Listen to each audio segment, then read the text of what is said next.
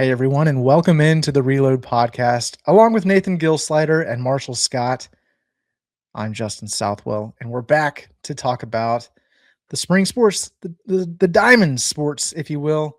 And we've also got a little bit of football news, a little bit of football talk. So we'll tease it up for you. But wanted to start obviously with what's cooking right now, which is Oklahoma State baseball rocking the cap, interlocking OS classic.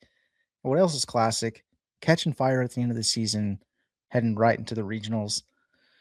Well, I should say heading right into the Big 12 tournament first, and then into the regionals, then the supers, and we'll get there eventually. But Nathan, I wanted to get your take because you were in Vegas the last time we were talking, and we missed out a little bit on the end of the season and how we had gone into Arizona State. Also need the Got that highs and series lows win. of the Vegas trip. That's true. We do need that. Yeah. Finished off the regular season against Arizona, and then that led to the UCF game today. So Yeah. wanted to catch up with you a little bit, how things are going. So one, start off with tell us what's going on, Vegas trip, and then let's dive into some baseball. Yeah, it just like as you were kind of talked about, Justin, when you went on your work trip, and I have this conversation with my wife every time I leave. I'm like, it sounds like a fun vacation if it were a vacation, but it's like 8 to 7:30, 8 o'clock at night, like you're just going straight through. So 1,800 people were at the same hotel.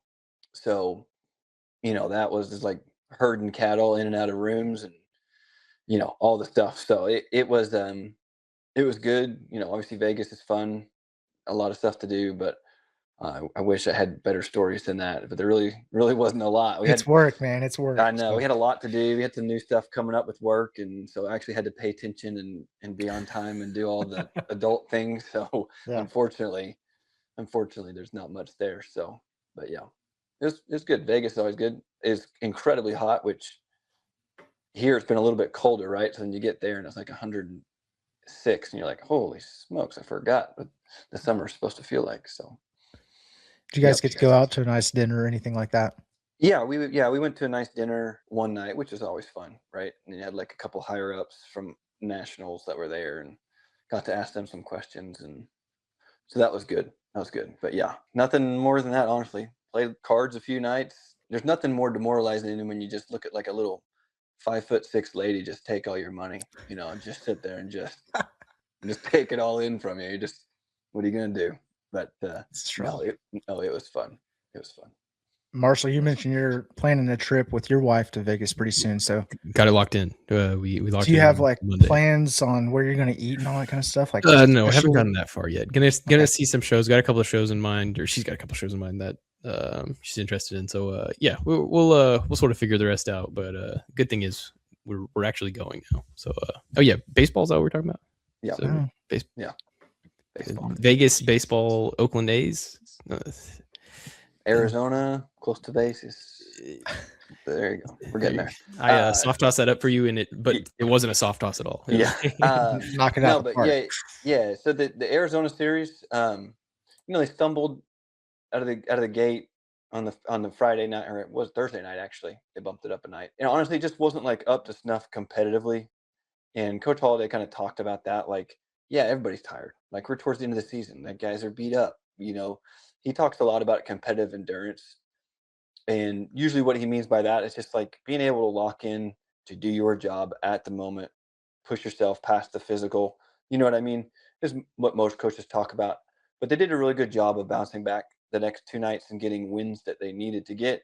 It seems like they have kind of, actually as of today, for sure, they have Barrett, who's come back and is now our first starter, or Friday night starter, what typically now. So things are kind of lining back up. And they've got Mario Pesca.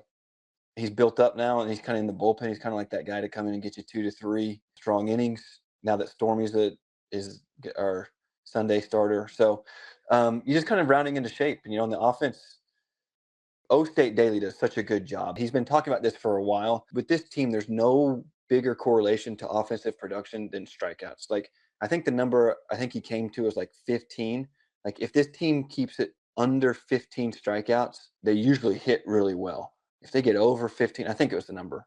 But that first night, they struck out a lot and a lot of non-competitive at-bats. But I think they've won now 14 out of their last 17. This is a dangerous team. I don't foresee any way they can get themselves into hosting, but they can really do themselves a lot of favors in this Big 12 tournament to become a really good 2 seed. You know, you don't want to go to UCLA. You don't want to go to Georgia. You don't want to go to Georgia Tech. Like, these teams are loaded. You can get basically just about anywhere else as a 2 seed. You got a fighting chance. So if they could win a few games in this Big 12 tournament, they could really help themselves out quite a bit. That'd be pretty cool. So no chance. You don't think there's any chance you go and win the Big 12 and then stumble backing into a regional spot? Nothing like that going to happen. I hate to say like one loss, but that Thursday night loss, I think, dropped them like 9 places in the RPI. One loss did, because Arizona's pretty bad this year. That right there shot any chance, because they were really climbing and they were getting into like the 20s. In the RPI, you have to be right around 20 to be able to be like even considered, because there's 16 seeds. They were kind of in that range, and then they fell back to like mid 30s with one loss. And so, you know, the Big 12 is just not strong enough this year to carry it through, right? They don't have, even though they have like a series win against Cincinnati, which Cincinnati's a ranked team, right? And then they beat Arizona State. But outside of that, you know, you got swept by UCF. You lost swept by KU, stuff like that, you know. So there's not enough quality wins on there. So I think it's definitely a 2 seed. They've done enough to be 2 seed, which, I mean, if you've been listening 6 weeks ago, people were asking for coach to be fired and not certain we were going to make the tournament. Which, by the way, we're now the second longest tenured streak of making regionals in all of college baseball. So despite not being able to get to the College World Series, Coach Holiday has been incredibly consistent. And he needs kudos for that, because LSU's not going to make it this year. And I don't think Vanderbilt's going to make it this year. So 2 of the other people that were in front of us, they're out. So I think it was LSU, maybe Florida. Either way, one of those 2 are not going to make it this year. Kudos to Coach. That's all I got on that one. Absolutely. Marshall, you want to shift over to softball? Because I already have any other parting baseball takes? We should recap, I think, today a little bit. They went 12-6 over UCF in the quarterfinal round. They played like this morning, basically. 11 a.m. Yeah, I thought it was an impressive game, because they had Colin Ritchie and Aiden Miolo, who are like probably their 2 best offensive players, combined to go 1 for 8. They, as a team, don't hit any home runs, and that's like what this team is known for, is hitting home runs. And they score 12 runs still. So, you know, 2 of your best guys didn't have their best day. You're not just knocking balls out of the park, and you hang 12 runs on UCF. So I thought that was interesting. You mentioned Hudson Barrett getting the start. I thought that was, you know, notable. Through he threw 94 pitches, so that's pretty extended as well. And 5 innings is not, you know, necessarily what you want to see, but it was a fine start nonetheless. Error really hurt. I think he gave up 5 runs, but I think only one of them was earned. I think there was an error in like the 5th or something like that. So, you know, they play Kansas, who won the Big 12 regular season tomorrow, or today if you're listening to this on the day that it came out, at like 6:30 p.m. I think is when that game is on. So, like you mentioned, it's sort of a classic Josh Holiday. This team is all of a sudden really hot around conference tournament time. I'm glad you pointed that out, because you saw that kind of in the Arizona, and really some in the Arizona State game. Like, more guys are really starting to step up. I mean, you saw Brueggemann has had a pretty tough most of his season, but man, the last couple weeks, he's on fire right now. He's on fire, and that is such a big deal to this team to have that guy at the 6 or 7 spot, left-handed, to be able to produce, because they have not had that, right? And we know that Garrett Scholes really struggled this season. So that bottom half of the lineup, and now you have Avery Ortiz back, which is great, right? So a lot of those things. One thing I wanted to point out just a little bit, Colin Ritchie and Alex Conover were first team All Big 12. Aiden Miolo and Ethan Lund were second team, and Stormy Rhodes and Brock Thompson were honorable mention. So, you know, even though it's not our best year, you're getting 6 guys on all conference teams. Colin Ritchie being a Golden Spikes semifinalist, which is a huge deal, that's basically the Heisman of college baseball. Just had a phenomenal season. And, you know, Alex Conover, absolutely a hitting machine. I think he's Slugger of the Year, I think. That's right. Yep. Slugger of the Year, which is amazing when you think about having Hairston and Colin Ritchie both in the top 3 in home runs in the nation. and you're the one that's the slugger, right? I mean, he just does a little bit of everything. So leadoff guy too. That's I know. Awesome. He's really come into his own. But yeah, I mean, if they can get any kind of pitching, which they have, in spurts, but if you can get it, like there's a real chance you can come out of a regional with this team because they can hit. They can really hit. Last thing real quick on Colin Bregman. He led OSU with 4 RBIs today, which put him up to 200 career RBIs, and that ranks 10th on the program's all-time list. So congratulations. All right, now on to softball because we've got a limited amount of time before this rain delay is over, and then Marshall has to get back to work. Well, as we're recording now, but softball, they just won the Stillwater Regional. We're about to play Nebraska in the Super.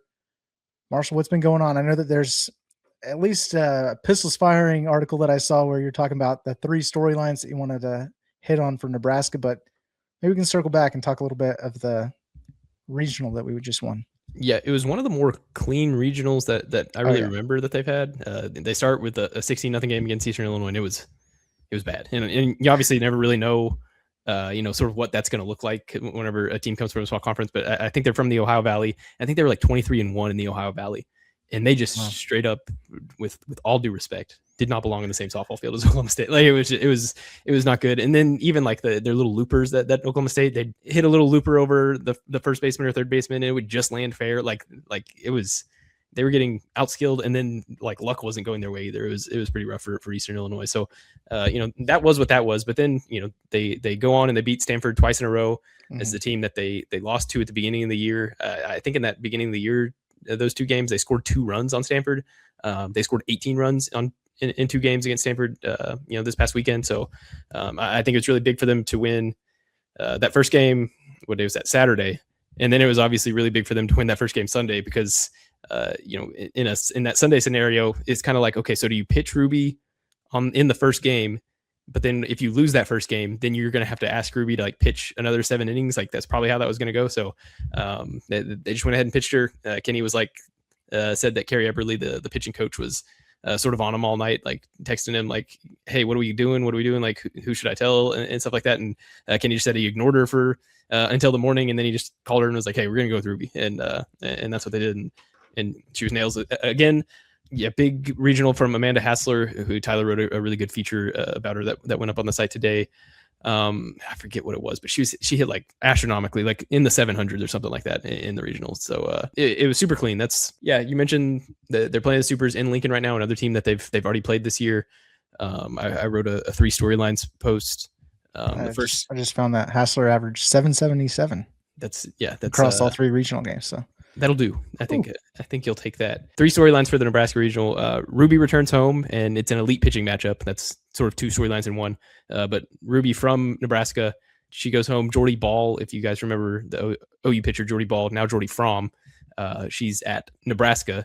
She's also from Nebraska. They like played on the same travel ball team or something like that. So really elite pitching matchup. The series is already even. That's the second storyline that I had that they played in February. Oklahoma State won the first game in 11 innings. That Rosie Davis walk-off bomb, like over the batter's eye, absolutely nuked it. And then Nebraska won the second game. They were supposed to play again on that Sunday, but there was like rain in the area, and Nebraska had to get back up to Lincoln. And then the third storyline is can Oklahoma State get back to Oklahoma City? They missed out on last year that ended their streak of 5 seasons in a row. They didn't have the 2020 season, but 19, and then 4 more. That was the longest streak in program history. Oklahoma State had only ever gone back-to-back. I think they went back-to-back twice outside of the Gaiski era, and then Gaiski comes and they went to 5 in a row. So it would be obviously big for the program to get back to Oklahoma City, and it's a winnable Super. You've already beaten them once. Kenny's mentioned this team is way different, evident by the fact that they scored 2 runs on Stanford, and then set 18 runs on Stanford this past weekend. So Nebraska's really good. They're I think the 4 seed in the tournament.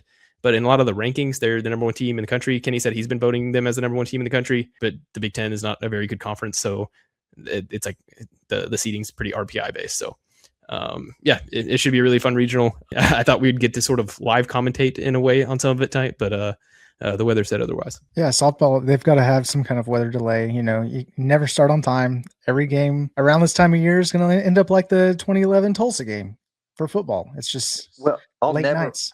I'll never forget. I think we were playing Florida State what was that, a couple years ago, and like they made the girls play like at 1 o'clock in the morning. Exactly. Right. And then now they instituted the Oklahoma State. I don't know how we do this with every sport, but we're like the guinea pig. It's like, oh, it goes wrong. We should probably change it the next year. Oh, that's right. Yeah, they changed the rule because of that. Yeah. That's right. And that team had national championship aspirations. Like they really could have won. That screwed them over so much.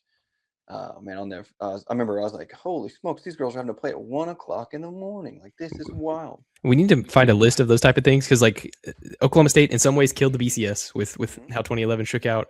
The net sort of got invented because that Mike Boynton team that beat Trae Young twice, but then Trae Young got in. Like that was sort of like a shifting to where they were like, okay, we maybe need to look at these metrics a little bit because this team just beat this other team twice, and we put that team in front of this team. So there's a lot of those that it's like, well, of I course, mean, Oklahoma State's OSU golf was so dominant that they decided to go to match play instead of stroke play because nobody was so. I think Holder was part of that for TV, but I'm just saying people were like, this is not fun to watch. Like, okay, let's go to match play, even though Coach Holder was part of that. So we changed the entire golf system. Baseball, like we went to super regionals. And then we added regionals after that, after Oklahoma State was, however many Big 12, Big 8 championships. It was, I mean, we've been on the cutting edge of all these changes. And I don't know if I like it or not. Basketball getting punished by the NCAA. And then they were like, that was probably too harsh. Let's not be as harsh on all these other teams moving forward. You know what, guys? It's really unfair if we punish people who weren't even there when it happened. Oh, I'm glad that you found that out. Now. Gosh. Okay. Last little bit I wanted to point out on the chamber, sign up for it if you haven't already. You're going to see cool stuff like this. Somebody pointed out the run differential in regionals, OSU plus 27, Nebraska plus 6. So again, we kind of talked about how dominant we were in the regional, but that's really nice, especially with the way that it had been going where it was like Ruby's been dominant. We just need to give her some additional run support. And now it looks like that's starting to heat up at the right time. Yeah, Kenny credits inserting Lexi McDonald into the lineup. Sort of shifted some things over. Carly Godwin went from first base to second base to get Lexi McDonald on the field. That sparked some things. And then you mentioned the run differential. That's the biggest run differential for a regional in program history for Oklahoma State as well. So we mentioned how clean that was. It was they really had no issues this past weekend. All right, we teed it up a little bit earlier. We've got some football stuff going on, which I guess Marshall, do we want to talk about the gentleman that just committed to Oklahoma State today? Some 4.4 speed on the docket coming up. Yeah, we certainly can. Cooper Hooker, he's going to Pryor. He's from Salina, but now transferring to Pryor. High school kids are transferring all over the place these days. I don't know if you guys have seen that. I feel like I was like the last generation who, for the most part, and there were still kids that moved around, but. And now I look back and like everybody's just moving. It's hard to keep up with high schoolers at this point. But and I'm not, this is fine that Cooper Hooker is doing this, and that's totally beside the point. It's just there's a lot of transfers going on in high school. But anyways, he ran a 4.4 at an Under Armour event in March, 4.38 shuttle. It's like 5'9", 170, something like that. So slot type receiver. Had a really good year this past year, like 850 receiving yards. I think he broke his fibula or he broke a bone in he broke some bone that made him miss his whole sophomore year of high school, return this past year.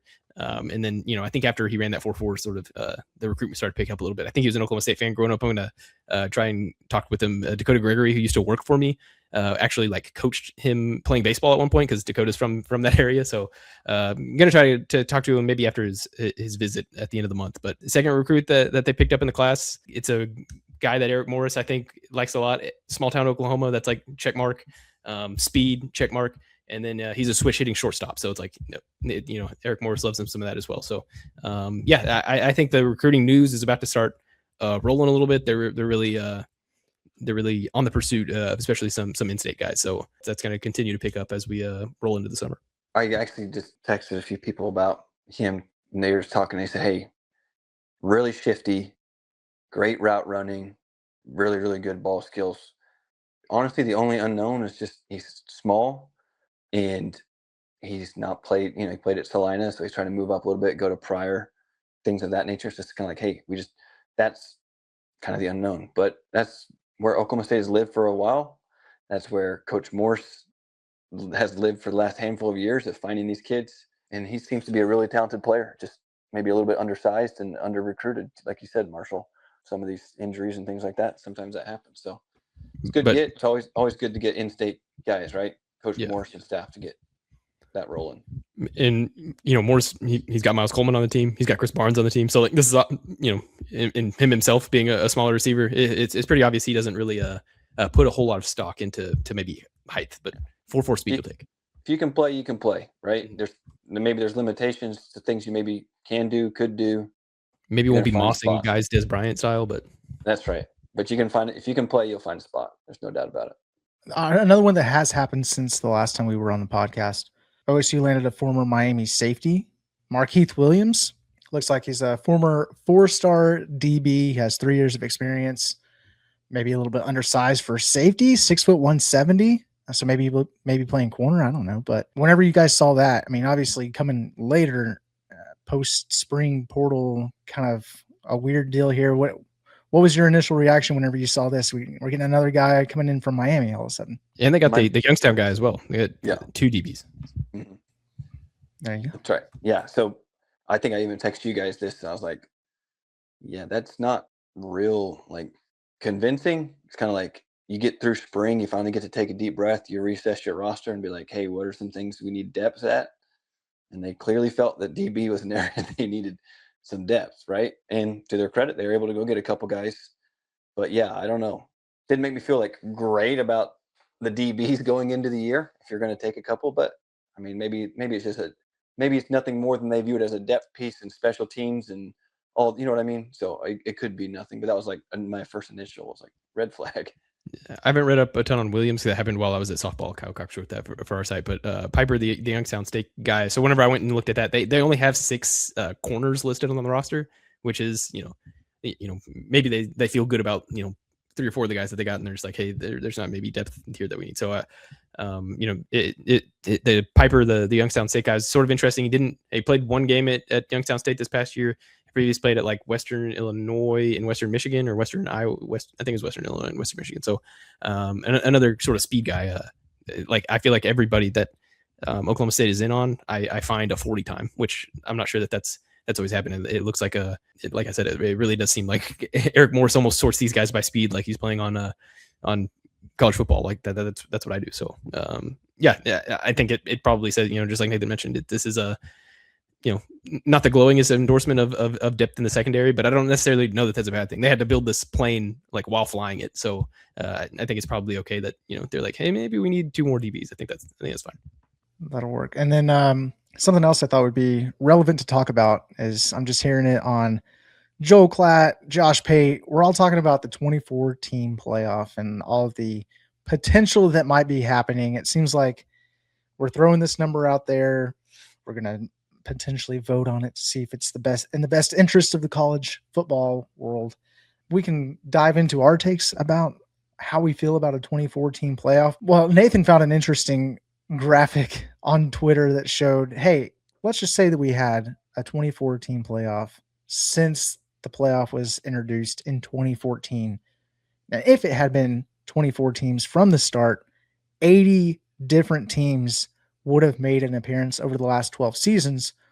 What I found interesting was Oklahoma State would have been there 6 times, which ties teams like Ole Miss, Iowa, and Texas ahead of teams like Florida, Florida State, Tennessee, Washington with 5. And, just thinking about that, the hypothetical scenarios there over the last decade, 12 years, does that change things for Gundy and Co? Does that mean all of a sudden, since we're making playoff appearances, we're recruiting at a higher level? I mean, do you think anything changes with that, or is it all just playing out the way it would have played out anyway? I think maybe it makes, I don't know. I think maybe it makes a good season sound a little bit better. But at the end of the day, like if you're in a 2014 playoff, it's still, your top 24 team. Like they were still already in the top 25, all those, you know what I mean? So it's sort of just like a different way of presenting it in terms of, look at all these playoff appearances where look at all these top 25 finishes. It's like sort of almost the same thing. So I don't know how different things would have played out. I think maybe there'd be a little bit more like national respect in a way in terms of, it always feels like Oklahoma State's sort of the plucky underdog when they're in those type of scenarios. And if it was, more regularly pounded into people's head, like, hey, this team is now this is the 6th time they've been in the playoff. Then maybe there'd be a little bit more national respect garnered. But I sort of think it's just a different way of saying, hey, this team finished the year in the top 25, which, and maybe, they go on runs in those playoffs. Maybe those magical moments sort of transcend that, obviously. But if you just get in and then lose in the round of 16 or whatever, it's like, okay, this is about a top 16 team. So just sort of a different way of presenting, if you ask me. The first thing I think of is, I think from a national perspective, it would have helped the brand quite a bit, because I'm blown away. I've been blown away. Well, these past 2 seasons, and I can't say anything, but before these last 2 seasons, like, I've always been blown away at like these other P4 conference schools. They're like, oh yeah, we're definitely better than. It's like, no, you're not. Like Wisconsin, no, you're not. Iowa, no, you score 7 points a game.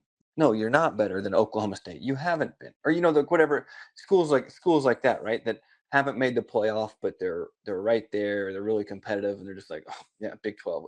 It's like, I think A&M would have only made it 3 times. Right. The perfect example is A&M. That's right, right? And so, I mean, even Texas, right? That triples our budget and everything, and all these schools. And you hear Coach Sark, already chirping and this year to get things fired up. And I think more than anything on a national brand level, it would have helped, because anybody that's ever played outside these last 2 years, if you played Oklahoma State consistently and you saw what Coach Gundy did, we were extremely good. And I'm sure if you ask Texas fans, they're like, yeah, Oklahoma State's always underrated, right? Because they couldn't beat us for a long time. So probably the most thing was probably just like national brand recognition. Hindsight, looking back, I don't think Coach Gundy would have done anything differently in his recruiting. So I don't know that would have changed a lot, right?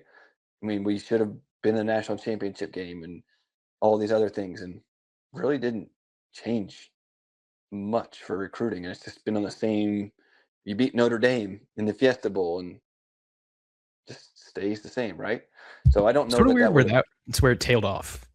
Like, sort of weird that was the, like, and then how did it go downhill so quickly anyways? I agree. It's kind of like, all right, this is where we're going to punch. And then it was like, yeah, it was, we got a logo too. And it's like, holy crap, like Oklahoma State is here. And then no. And then Notre Dame's kind of been on the upward trajectory.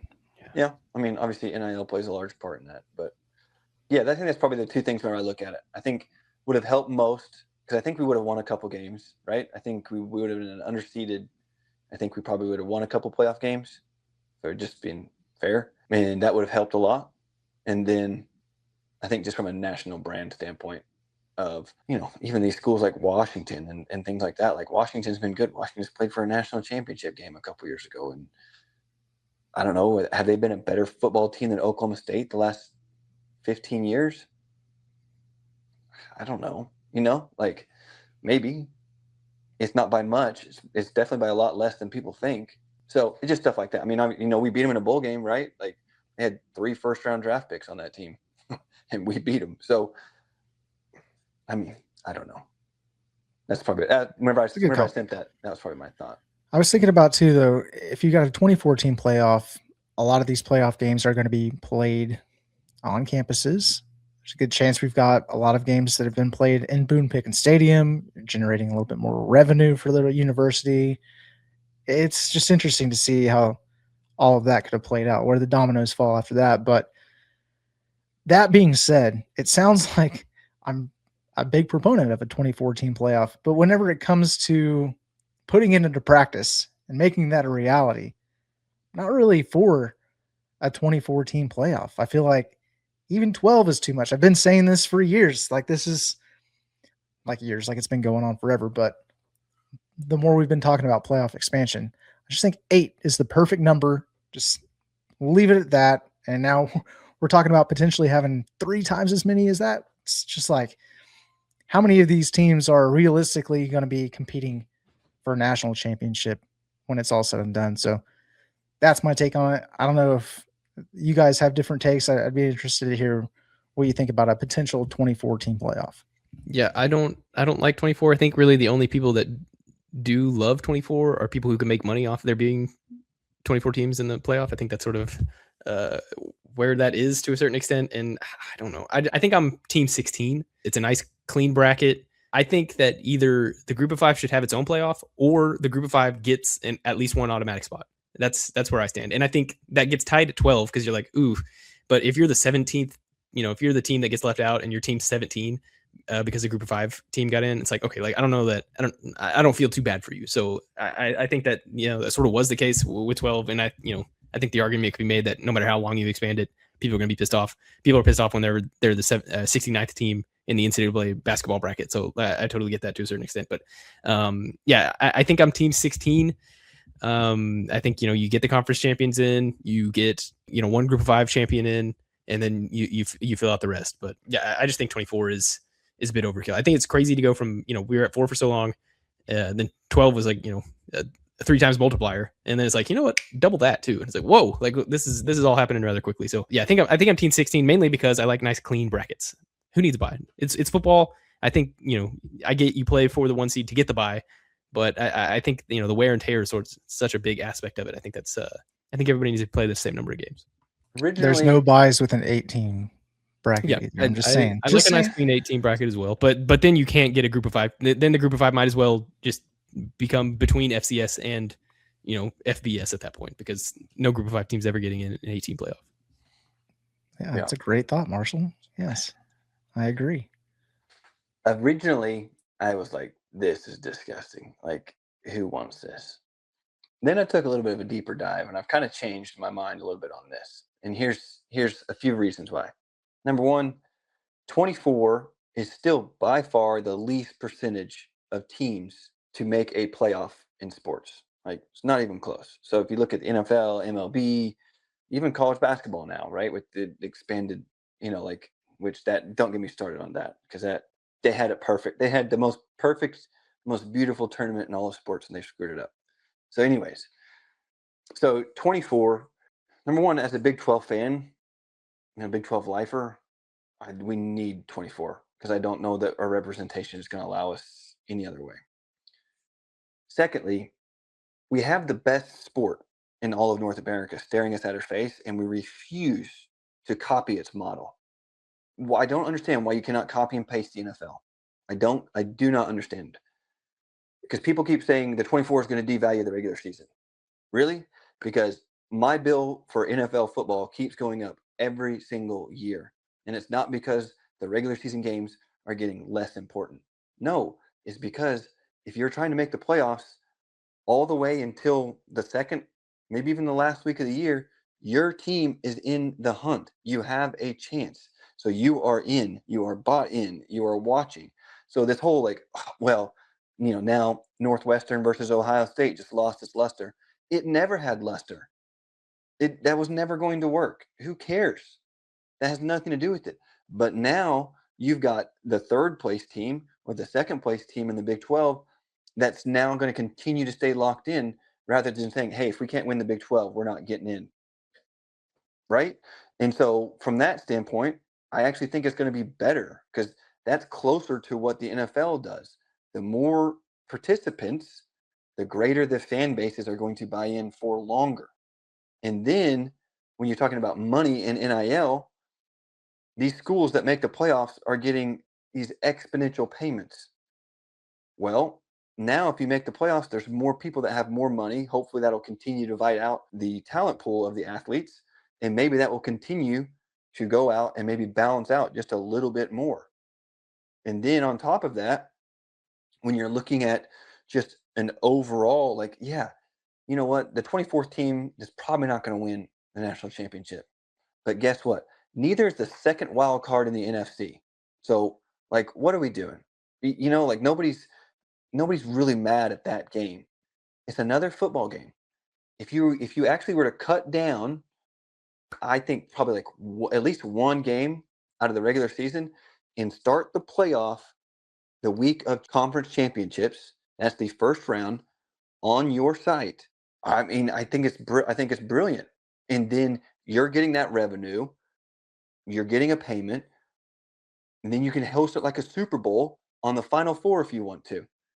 Each boom, boom, off-site, random. Then you have one big national championship, kind of like they do now. I think everybody wins in this situation. There's more money made. These schools that are having to kill all of their other programs because they can't afford to keep their head above water. Oklahoma State's not far behind and unfortunately in some of these areas, making a playoff game may be able to keep some of these sports alive that we may not be able to. So I don't know. I just think when you look at a school like Oklahoma State and where we're at from a revenue standpoint and where we're at from an NIL standpoint and where we want to go, I think 24 is the best thing for us, to be honest. All right, a couple things. So on the NFL model, for example, 32 teams, you got 2 conferences, 8 divisions. You got teams that are playing teams twice a year. And I think that the regular season really doesn't matter as much in the NFL as it should. The way that the college football setup has been the regular season, there's so much weight on the regular season. For example, you were talking about Ohio State versus Northwestern. Well, I'm thinking about like 2018, Ohio State lost to Purdue, and that kept them effectively out of the national championship that year because they lost to Purdue in the middle of the season. Now they went on to go win the Big Ten championship, ironically against Northwestern. Like, I don't know what Northwestern was doing there in 2018, but then they have to, their consolation for that was playing in the Rose Bowl, and they beat Washington. Was that team good enough to win a national championship? Well, I mean, we don't know because we didn't have a quote unquote 2014 playoff. But I'm thinking, you know what? If you would have handled your business against Purdue, you could have found out. And it's the same thing. And it really hurts to say this, but it's the same thing for Oklahoma State against Iowa State. If there was a 2014 playoff, no doubt in my mind, Oklahoma State goes on to win the national championship. Doesn't matter how many teams were in that playoff that year. Oklahoma State was going to win it. It just happened to be that we got matched up against Stanford in the Fiesta Bowl that year. So speaking of, thanks to that, we have a playoff.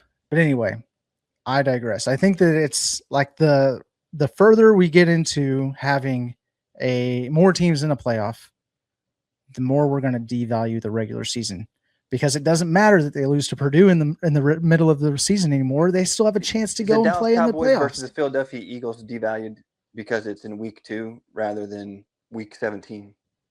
Just depends on the year, really. No, it doesn't. That's always the number. It doesn't. I know it's like a rivalry game or whatever, but you can make the same case about the Giants. It could have been like a big matchup for them, or the Commanders. Just because they're in the division and they're quote unquote rivals, it depends on the year for the intensity of that game. The Jacksonville Jaguars and the Houston Texans normally doesn't matter unless both teams that year end up being really good. And then you kind of like retroactively look back like, oh man, those were battles in the regular season and this, blah, blah. It's like, I don't want to have to retroactively look at the season to figure out that game mattered. It should matter because it's a game. Yeah, but they all matter. It's the same argument that you can have in anything. It's like baseball. It's like, oh, you missed the playoffs by 1 game. Well, guess what? The game in the second week of the season that you went and threw your left fielder in the 7th inning because you're out of pitchers and you gave up on it, that mattered just as much as 162. It's the same thing in college football. It's the same thing in NFL. Like, unfortunately, being a Dallas Cowboys fan, I realized that when they lose a game in the 3rd week of the season that they shouldn't have lost, and then they're a wild card team instead of winning the division, that game mattered. So whether the matter is getting into the playoff at all, or you should have gotten a bye, or you could have done this or that it still matters. You're just shifting what matters the most, and you're keeping more people intrigued for longer. I'll tell you what, each time one of you guys talk, I'm like, you know what? I agree with this guy. And then the other one of you are talking, be like, no, I'm back over here. I mean, trust me, I was all in. Like, I actually always thought, especially after we got burned, I thought the 8 team was the cleanest because it was, each champion from each conference, and then you get, an at-large or whatever it is after that. But then the more like you see it, and again, I mean, not being in the Big Ten or the SEC, they're ranking teams that are garbage, but it's just because they're in the SEC or the Big Ten. So therefore, you're vaulting up the other team because, like, oh, we have a ranked win against, whoever you want to say, Purdue. I mean, Purdue stinks, but let's just say you have a ranked win against Purdue. It's like, Purdue's terrible, but because they're in the Big Ten, the Big 12 doesn't get that, right? You have to be like, well, yeah, Iowa State's really freaking good, or whoever it may be, but we don't get those, and so you're never going to get more at-large bids than the one that we have already had. And the only way you're getting that is if you win the conference championship game. So number one, do away with the conference championship games. They're pointless. Out. Go straight to the playoffs. And you're going to have more chances. And as an Oklahoma State fan, with Coach Gundy, how many times we did not win our conference when we had an opportunity to, we still would have had an opportunity to keep playing. And who knows what would have happened at that point. We still would have been engaged. We would have been all about it. Just saying. It kind of seems like if you don't, it just kind of seems like if you don't win that game, like, do you really deserve to I think go 16 is the further best on? of both worlds that you guys are talking about right now. I mean, 16 is not bad. Deserve, maybe. But the constant that we hear, and you hear all these people argue about it. You hear Kirk Herbstreit, you hear Josh Pate, you hear whoever else, all these people that get mad. We want the best teams. I want to see the best. This is the best. Okay, so we've had teams that have lost their conference championship, and they weren't the best team in their conference, or they didn't even make the conference. What, like, who was it? Was it Alabama? I mean, Miami didn't even play in their right? conference championship last year, and And then they made it had all the way to the very national good championship. opportunity to win the national championship. But you're telling me, well, they made it because they're one of the best. Well, did they earn that? I don't think so, because No. they lost to some crappy teams in the middle of the year that they should not have lost to. But they did lose. So you're going to not give them an opportunity? Yeah. Like, honestly, yeah. I don't. It's. I think it's. I think it's kind of. I think it's kind of a travesty to college football that Miami, the 11th best team, quote unquote, going into the playoff, was able to go on a run at the end of the year and make it to the national championship game. Because I don't think that the body of work that they had up to that point was good enough for them to even make the playoff. If we had an 8-team playoff, they would have been out. That's like the year that the Seahawks were like 7-9, and everyone was mad because they won their division at 7-9 because their division stunk, and they went in on won 2 playoff games and they had the Beastquake and all the things. Yeah, we've got all these like unique scenarios, and especially it's going to happen more in the NFL because you're playing teams multiple times. But I mean, they did what they had to do. They got in and they made noise, and they almost went to the Super Bowl. It really is hard to like argue for that, because I'm like, Miami legitimately, they showed up, they showed out to make it to that point, and it's like, how can you say that they're not deserving to be in that position whenever they go out and they do it? But at the same time, I'm like, they didn't deserve to be there in the first place. So it's like, yeah, it's just kind of blah. I mean, I get it. I mean, I understand it, because I'm like, yeah, there's some really good teams sometimes that don't make it because they didn't take care of their business. I get that. But from a popularity, revenue, from a standpoint of we want the best teams in the tournament, it's hard for me to argue against a 24, other than just being like, I think 8's probably the right number, but everyone's too greedy and TV controls everything. So that's not happening. I'm just trying to think of other hypothetical scenarios where this would be dumb. Like a 24 team, 24th best team in the tournament. Are we ever expecting them to knock off a 1 seed? Well, probably not, but it's football. Anything can happen. So then, I don't know. I go back to thinking about the rest of the opportunities missed, I guess, in the past, where it was like, okay, well, we should have had this the whole time. And then who knows what would have happened if we would have had this. I don't know. All right, 16 it is. 16, it matters. You got to be in the top, obviously. 16, that keeps some of the luster of the regular season mattering, like Justin wants, but it allows for more teams to be involved late in the season, like Nathan wants, and it's a nice clean bracket, like Marshall wants. It's still gross. I'm just kidding. I'd probably be okay with it. No, I wouldn't, because there's no way that somebody ranked 15 or 16 would ever make any kind of noise in the playoff. I also think a good thing that's come out of this is that we are putting more meaningful games on campuses. I think that, I love bowl season. Trust me, nobody loves to go to a bowl game that means nothing more than me. I love it. I absolutely I'm serious about this. I love going to bowl games where there's like low stakes involved. It's just a nice trip to go watch a football team. It's beautiful. With that being said, probably don't need a lot of those bowl games anymore. But if you have those on-site playoff games, those are much more hyped than insert, low-level bowl. So I certainly get that aspect of it. And then rankings become really important because and there's going to be some politics put in there where it's like, hey, like there already isn't. But it's just going to get worse. It's going to be gross. Okay, now think about this. What's like the number? I think all of us love this, and we're seeing it go. We're seeing it slowly die away. I understand why. The non-conference big matchup, right? Oklahoma State, Alabama, canceled. I understand why. Okay, but guess what? You can't duck the smoke if you're in the playoffs. If you do your job and you win your conference, shoot, Auburn's coming to Stillwater, Oklahoma. You know what I'm saying? Like, you're holding the feet to the fire then, and you get these big time football matchups. I mean, how many would it be 9? I don't even know. I'm not good at that type of math at all. Okay. Anyways, you'd have a great slate of non-conference football games. When it'd be an incredible slate for your first 2 weeks of playoffs.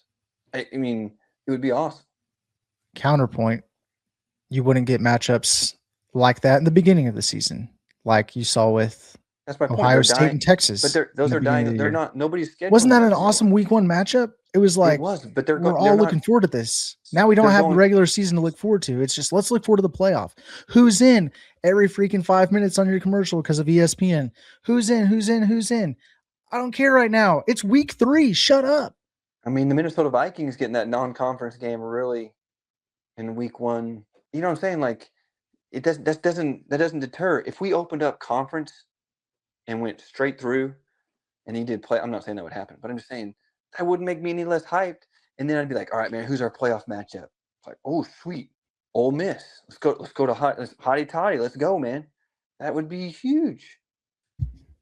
Nathan's made some points that have made me think. I'm not going to lie. I'm not going to commit to 24 whatsoever.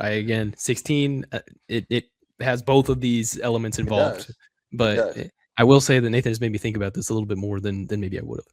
So I like Nathan just killed the Rose Bowl. That's what he just did. Yeah. So I think Rose Bowl, we don't get to play in the Rose Bowl anyway. It's just dead to me. I think killed the Cotton Bowl. I think killed the Alamo Bowl. I think the semifinal and then the national championship. All gone.